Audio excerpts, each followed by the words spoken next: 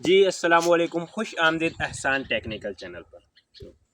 جی ماشاءاللہ، محمد شفاقت بات کر رہا ہوں۔ آج نا میں ان کے احسان بھائی کے ساتھ باہر آیا تو ہم نے ایک چیز دیکھی تو اس میں بڑا نا لرن ہوا، بڑا سیکھنے کو ملا۔ دیکھیں یہ ایک دیوار ہے اور یہ کافی لمبی دیوار ہے، اور یہ ایک درخت ہے اور ایک درخت بھی کافی بڑا ہے۔ دیکھیں کافی بڑا درخت ہے، دیوار کے بالکل نیچے ایک درخت نے اپنی جنم لیا۔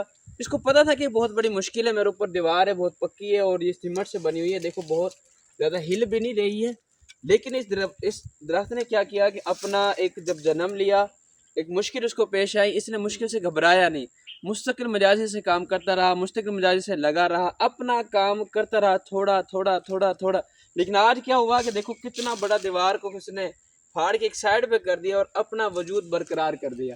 اس کو کہتے ہیں لیڈرشپ، اس کو کہتے ہیں کوالٹی، اس کو کہتے ہیں ایک بندے کی لگن، اس کو کہتے ہیں ایک بندے کا ویژن۔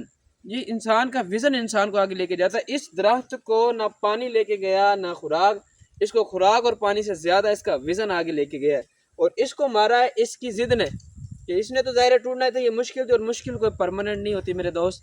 ہمیشہ انسان مشکل میں آگے گھبرا جاتا ہے، صرف اسی وجہ سے گھبرا جاتا ہے کہ مشکل آ گئی ہے، اب میں گھبرا جاؤں، چھوڑ دوں، رہنے دوں، دفع کروں، کوئی اور کر لوں۔ نہیں میرے دوست، اگر جہاں پہ مشکل آئے کامیابی بھی وہیں پہ ہوتی ہے۔ آج ادھر مشکل ہے تو کامیابی بھی ادھر ہی ہے۔ 100 200 5000 لوگوں نے اس کو دیکھا ہوگا، میرے خیال ہے 5000 لوگوں نے یہاں سے کچھ سیکھا ہوگا۔